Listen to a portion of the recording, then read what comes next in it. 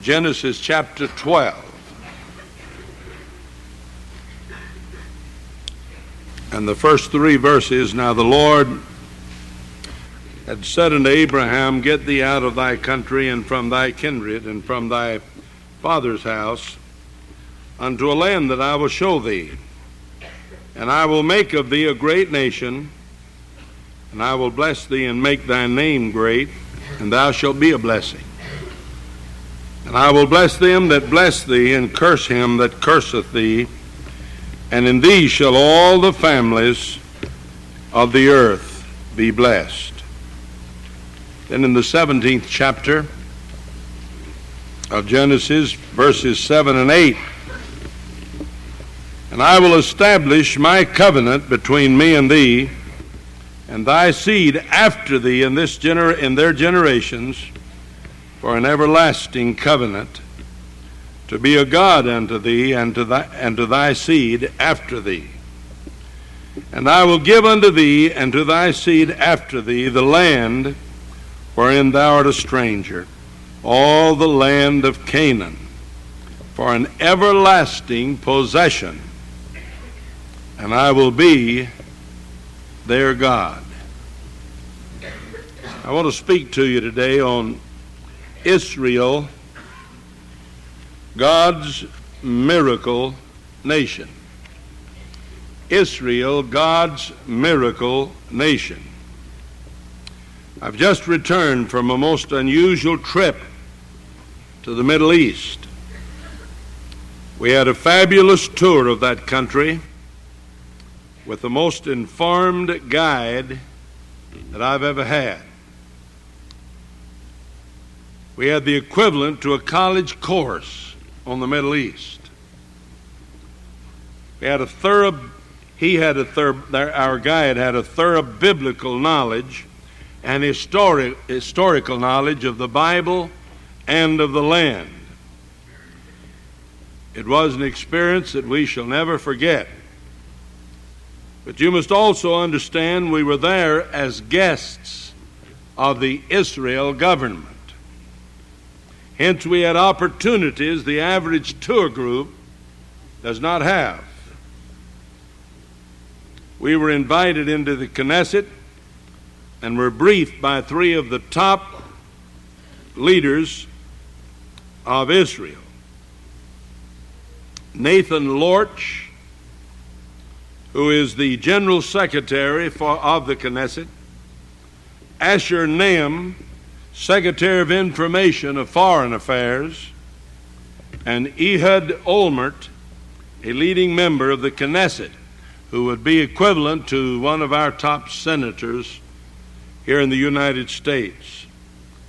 Just a little information about Israel itself and their government. The ruling cabinet is the Knesset, in case you don't understand fully what it is. They have a parliamentary democracy. The prime minister is the head of the executive branch of the government. There are 10 parties in the Knesset.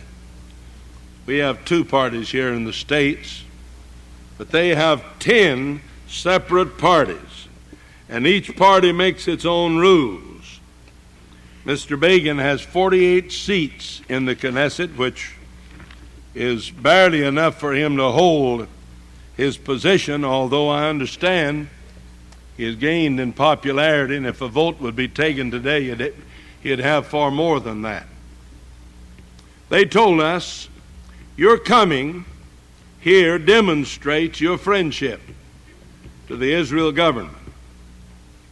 They explained to us why they annexed the Golden Heights, which has been discussed pro and con in the news media for quite some time. Overlooking one of the largest valleys where there's great numbers of Israel villages is the Golden Heights. They took us up on the Golden Heights and we toured all across the top of the Golden Heights.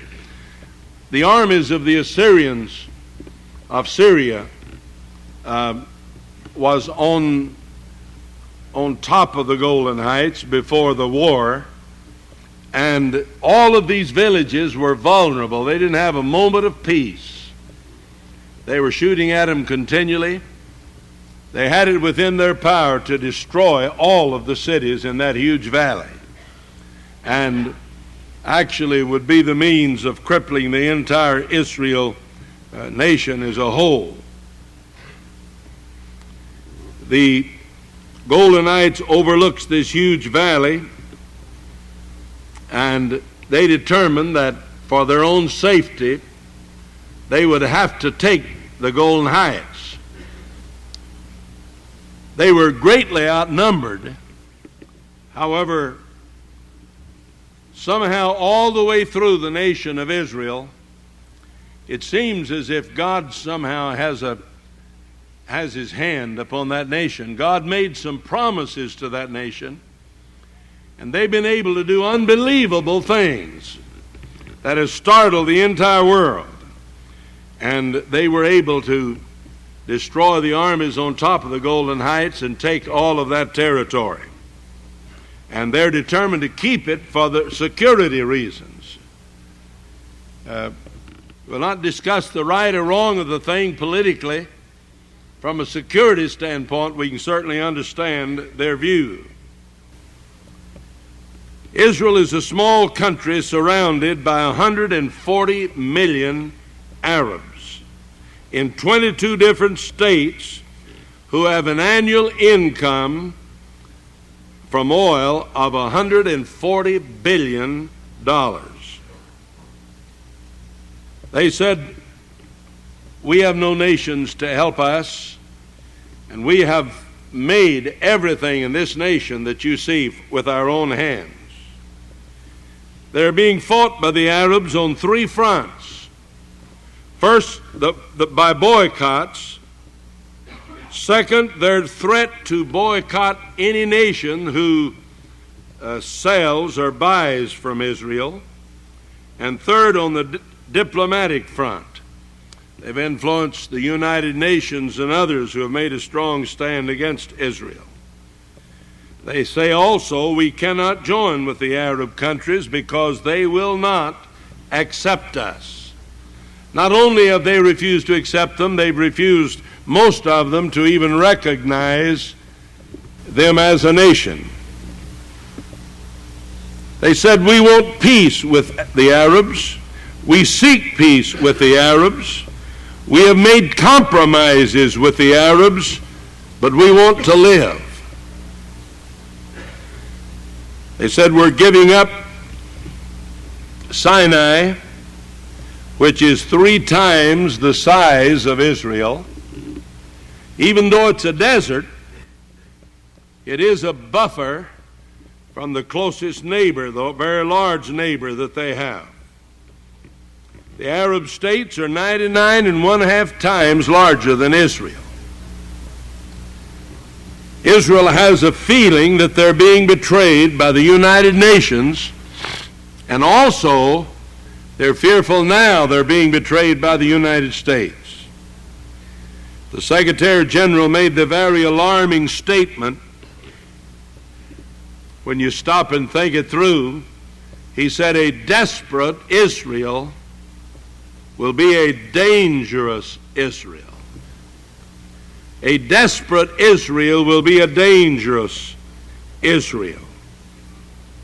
They've come out with a warning since we've returned to the States. I believe we heard it in New York after we had arrived in New York.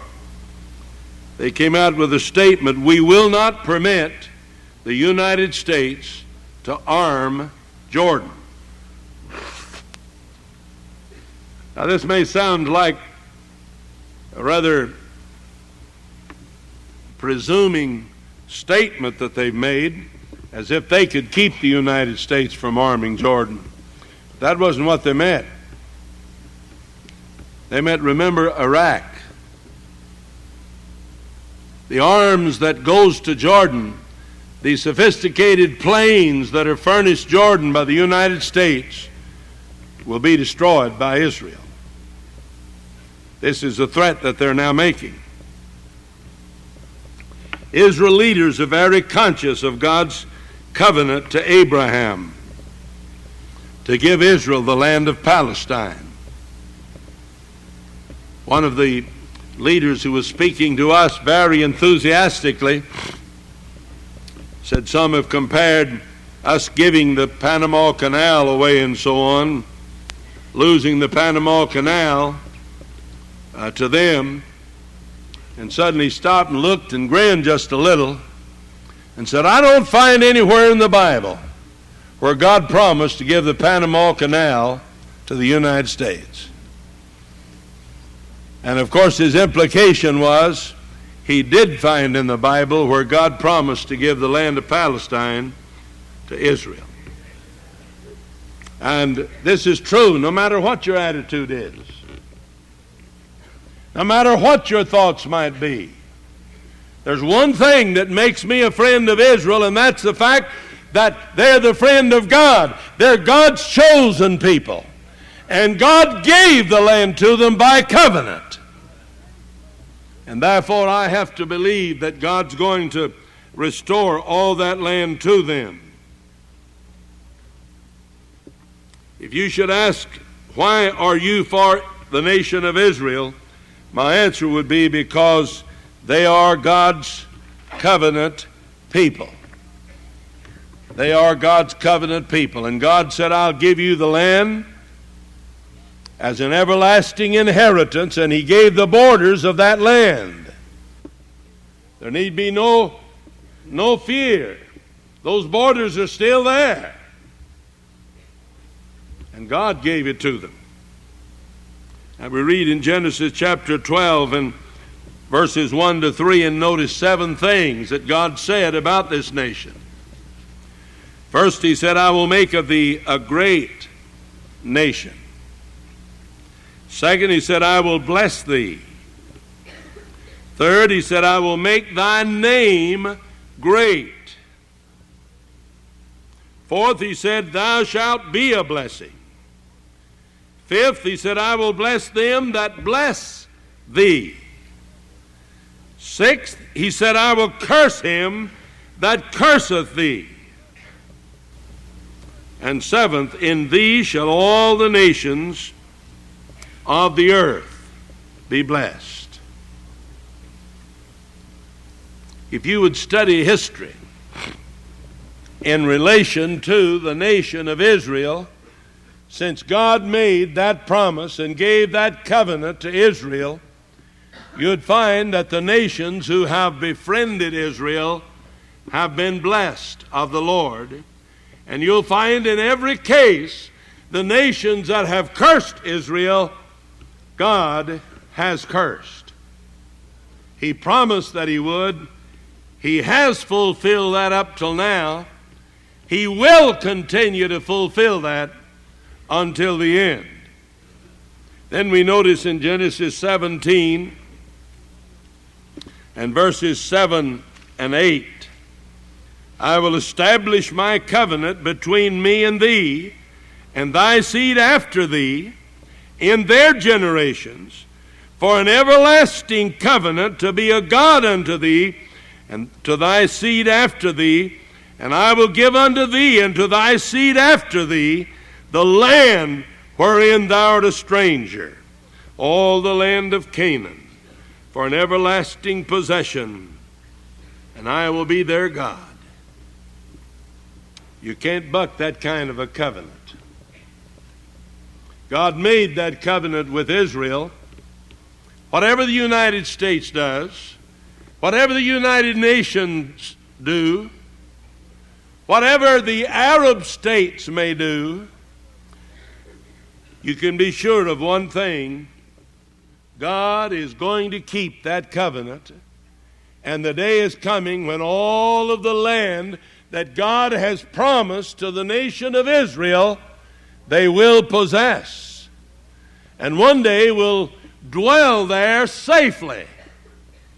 This is not true today. They are not dwelling there safely now. What we see in Israel now is not the final fulfillment of the regathering of the nations back to Palestine to dwell safely in that land. It is the stage setting for the final fulfillment of it. They'll yet go through great tribulation. They'll be driven from the city of Jerusalem.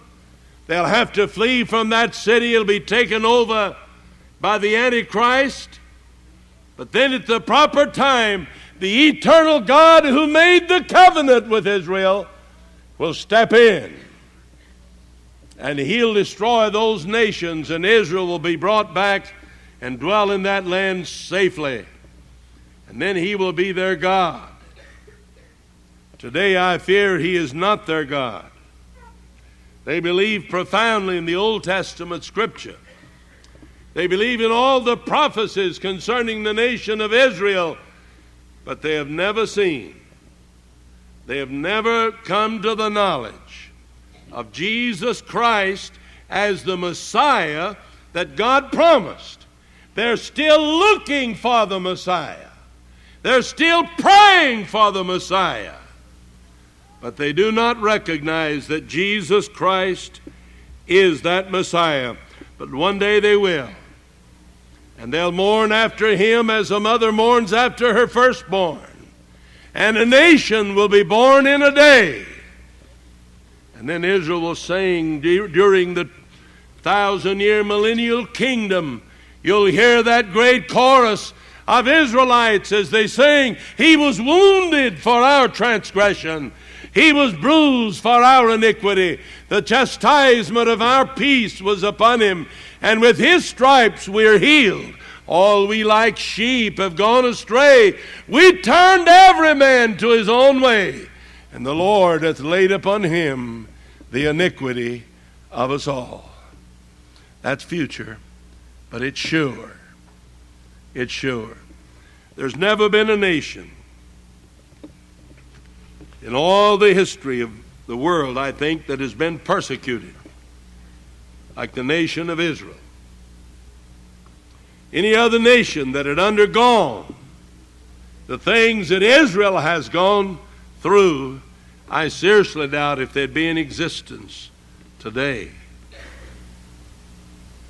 When Frederick the Great asked the court preacher for an unanswerable proof in one word of the inspiration of the Bible, he answered, "The Jew, your majesty.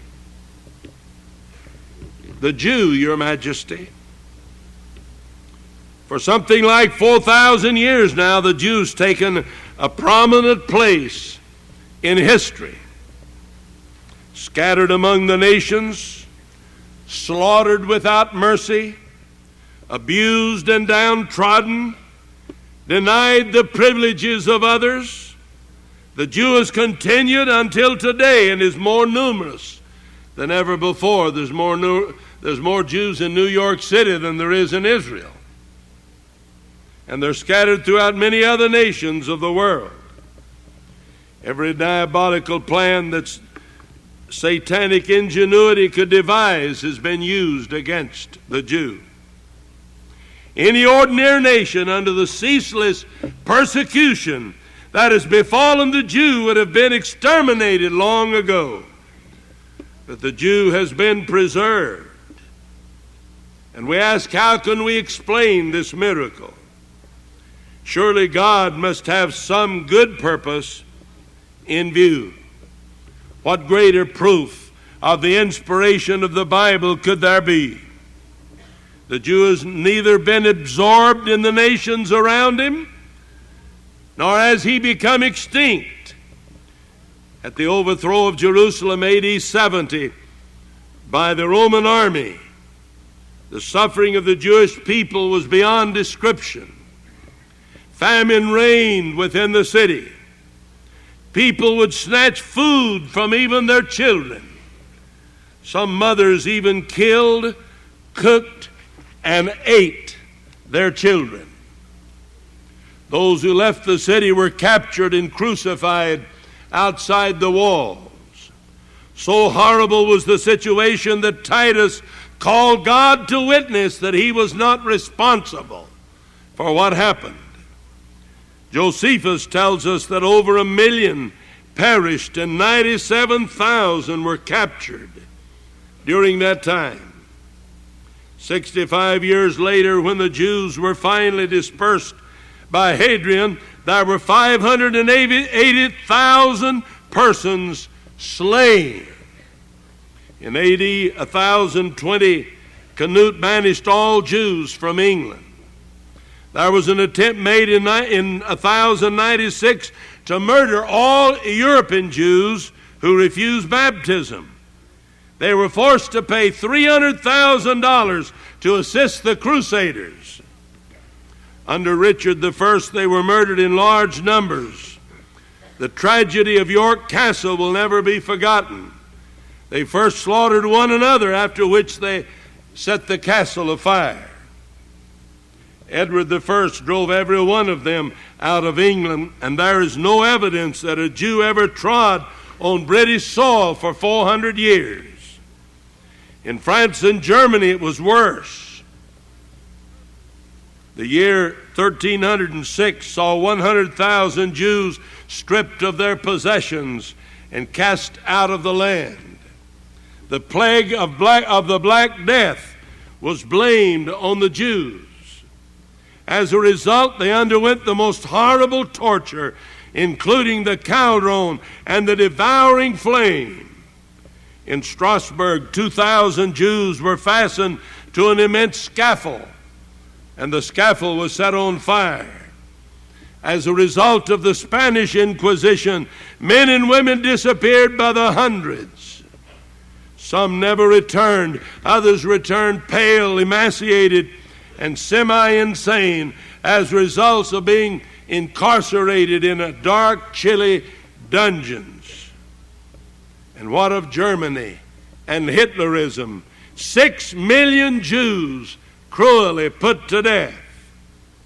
Such has been the unspeakable history of the Jewish nightmare. But thank God the Jews have at last a home of their own. And believe me, they're proud of that heritage. They look upon the city of Jerusalem and say with great emotion, "We shall never give up the city of Jerusalem again. It shall never be divided again." The cry that you hear from many lips, "Remember Masada! Remember Masada!" They have a deep sense of loyalty such as I have never experienced in all of my life. I said to the preachers that were around me, as we listened to those speakers, I said, "Oh, that we could have that kind of loyalty and nationalism in the United States."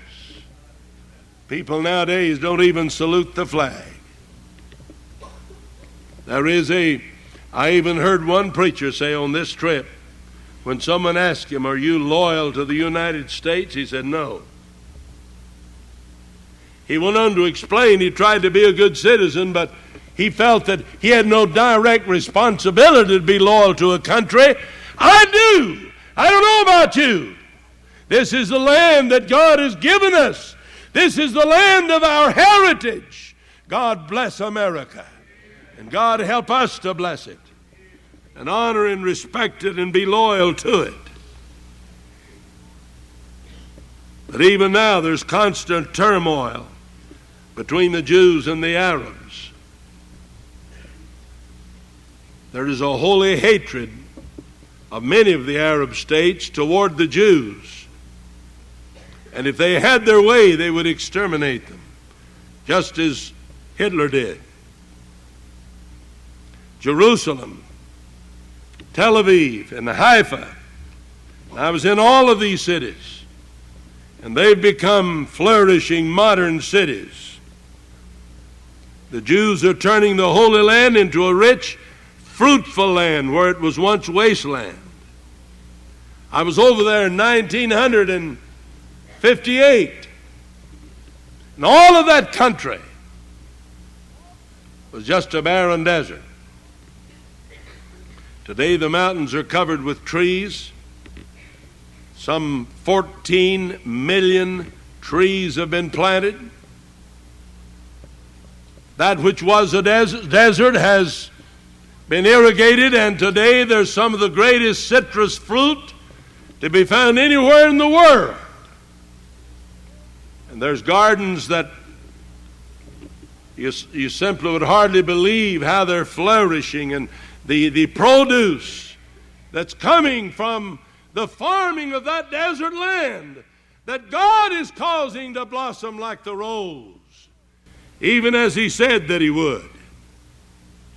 They'll someday possess all of that land, from the river of Egypt to the great river Euphrates.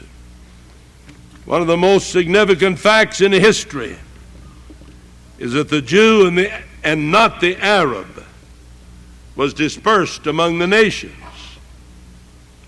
It wasn't the Arabs who were related to the Jews that were dispersed among the Arabs. It was the Jew. That's who God said it would be. Go now where you please, and you'll find the Jew flourishing. What a vindication of inspiration. Leviticus 26:33, and I will scatter you among the nations, and will draw out a sword after you, and your land shall be desolate, and your cities waste.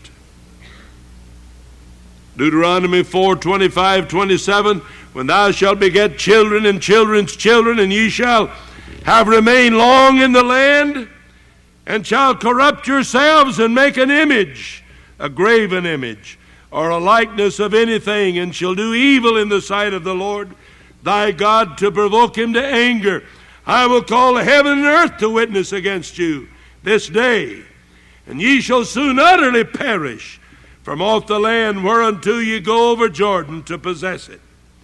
Ye shall not prolong your days upon it, but shall utterly be destroyed, and the Lord shall scatter you among the nations, and ye shall be left few in number among the heathen, where the Lord shall lead you. Deuteronomy 28:64, the Lord shall scatter thee among all people from one end of the earth even unto the other. And there thou shalt serve other gods, which neither thou nor thy fathers have known, even wood and stone. We could go on and read countless numbers of prophecies in the Word of God and scriptures that tells us positively that God will scatter them among the other nations because of their sin. And then we could read you positively where God said, I will regather them from those nations and bring them back into their own land. Oh, my friends, in Babylon the Jew was a captive.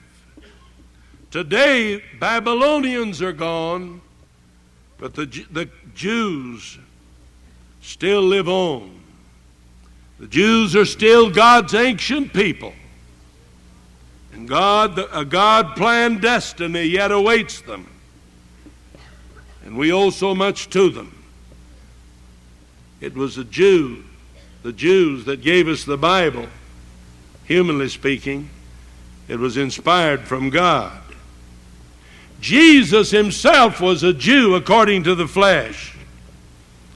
Jerusalem will ultimately be taken over by the Antichrist, but the Jews will finally possess it, be born in a day, receive Christ, and dwell safely in that land. And somehow as we think of these things, we ask again in the light of this, if the Jew is God's time clock, what time is it? I don't think there was a person that went to that land with us that came back on that giant 747 and that applauded when the plane landed in the Kennedy Airport in New York, that would say, if I ever doubted for 1 minute that the coming of Christ is at hand, I cannot doubt any longer. I have seen the evidence. And I think that every person that made that trip and came back And I saw tears in many of their eyes as they said, we've got to do more. We've got to send more missionaries. We've got to preach harder than we've ever preached before. Jesus is coming, and the world is lost without a hope in the world. And Jesus Christ is the only hope that they have. And He is. And you're the only vessel that God has to take the message to them. May we bow our heads in prayer.